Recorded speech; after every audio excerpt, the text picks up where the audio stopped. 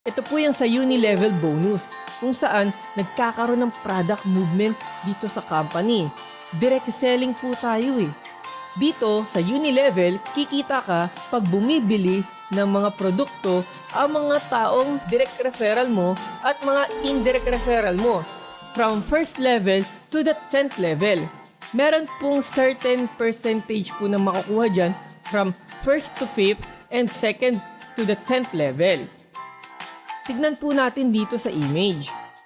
Yung mga direct referral mo at indirect referral mo, kumukuha po sila ng health products, ng beauty products, at ng loading products.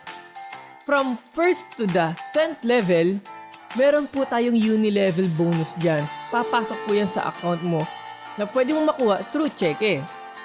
Paano mo makukuha yung uni-level mo? Dapat ikaw mag-purchase ka rin ng product or mag-maintenance ka rin.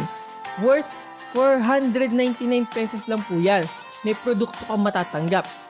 Kumbaga, yung 499 pesos mo, nagkaroon ka ng produkto, mababawi mo rin yan.